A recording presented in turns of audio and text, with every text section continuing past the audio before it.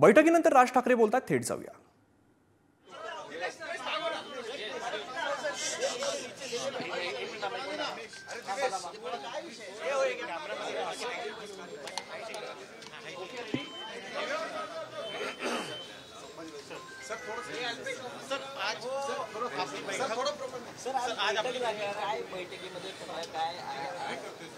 पक्षांतर्गत बैठक होती. आगामी निवडणुकीच्या पार्श्वभूमीवर काही अहवाल मागवण्याचा प्रयत्न असेल का? कारण निवडणुका काही दिवसातच यायला आहेत. तयारी कशा पद्धतीने यायला आहेत? हा कुठचं मराठी? येणार आहेत. अरे एका प्रश्नाचं उत्तर देऊ दे रे.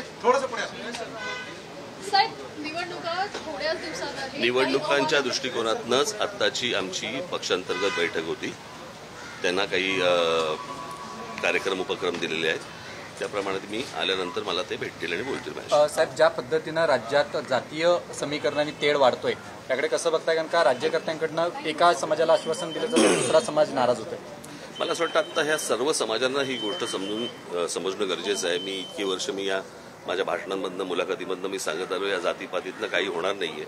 हे सगळे पुढारी हे जातीपातीमध्ये द्वेष पसरवून फक्त मतं हातात घेतील आणि बोळसटपणे मतं देतील देखील. पण हे त्यांच्या पुढच्या येणाऱ्या पिढ्या, म्हणजे मी काल तर ते एक कोणीतरी मला क्लिप पाठवली, त्याच्यामध्ये लहान लहान मुलं जातीवरनं बोलतात एकमेकांशी.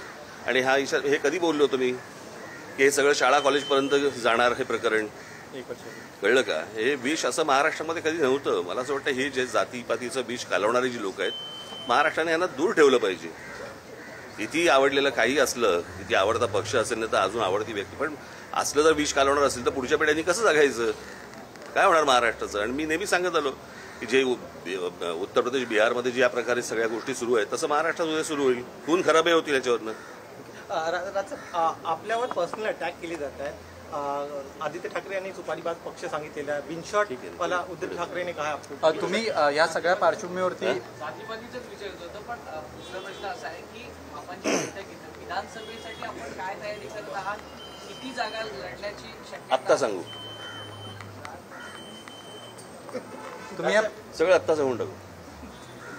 तुम्ही या पार्श्वभूमीवरती दौरा वगैरे करणार आहात का राज्याचा? कारण का ज्या पद्धतीने जुलैमध्ये माझा महाराष्ट्र दौरा सुरू होईल, जुलै मिडमध्ये, आणि त्याला भेटूच सगळेजण आपण.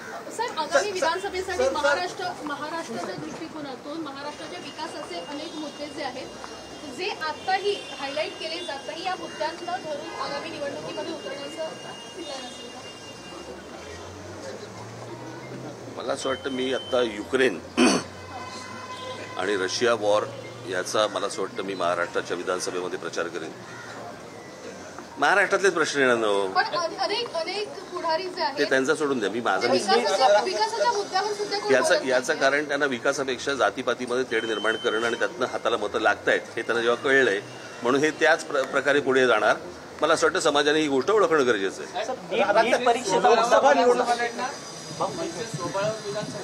आत्ताच सांगू.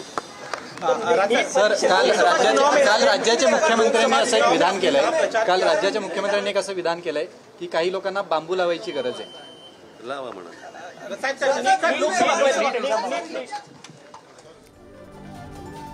तर मनसेची अंतर्गत बैठक पार पडली. त्यानंतर राज ठाकरे बोलत होते.